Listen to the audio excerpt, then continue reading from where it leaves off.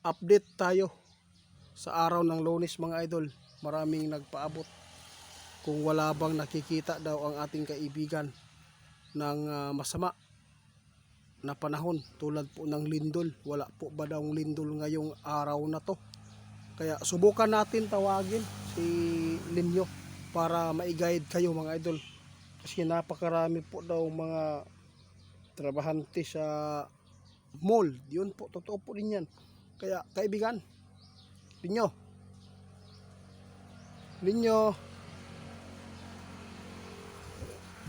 kaibigan. Ay salamat, nandito si kaibigan guys, salamat po. Kaibigan, good morning. May nag-request po.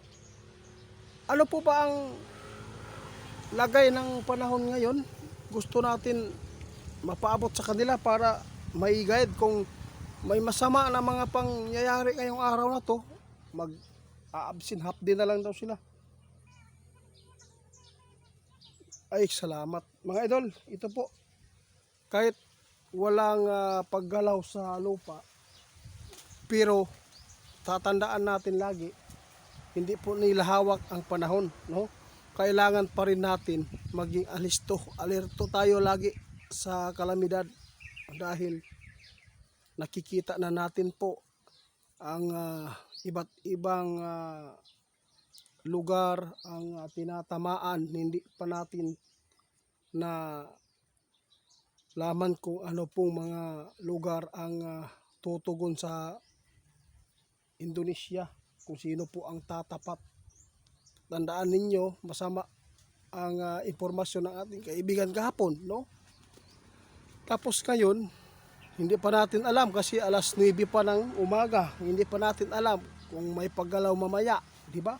Kailangan ngayon mga idol, wag lang muna kayong mag-absent, no? Trabaho lang. Dahil wala naman pong nakita si kaibigan na may mga masasamang impormasyon na gumalaw ang lupa. Wala.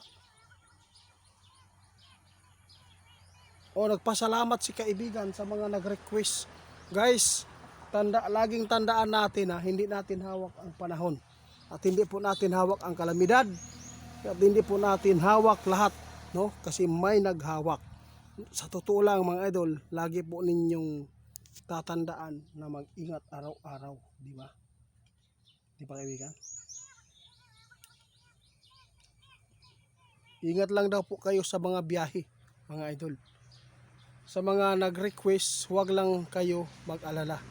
Kapag mayroon daw silang makikita na mga sign, agad-agad po nila itong ipapaabot sa atin.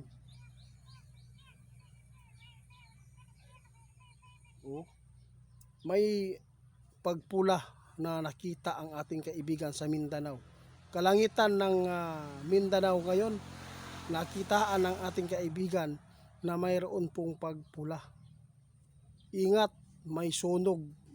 Nakita si kaibigan dito, mga idol.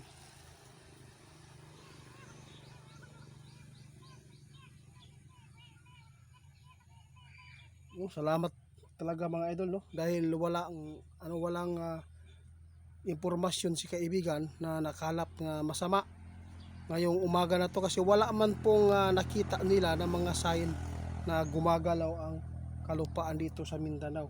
Kaya salamat daw sa mga nag-request na ito ay na-appreciate ng ating kaibigan sa pagtitiwala ninyo. Kaibigan, ingat lang po daw kayo sa mga biyahe ninyo at ingat po kayo sa mga tao na masalamuha natin.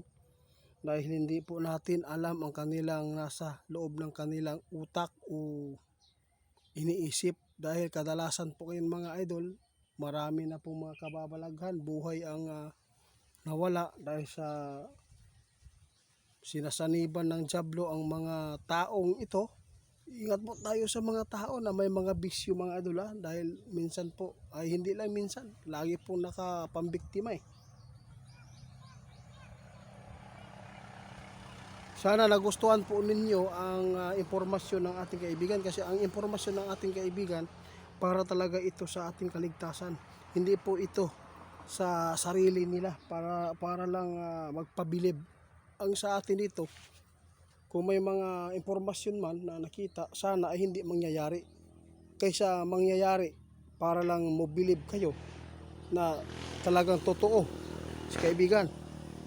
Oo, totoo yan kaibigan. Kaya lagi po natin tatandaan ngayon mga idol, masama na ang mundo natin. Pasama na ng pasama dahil sa ginagawa ng mga tao dito sa mundo. Kaya tatandaan po natin ngayon, mag-ingat lang lagi.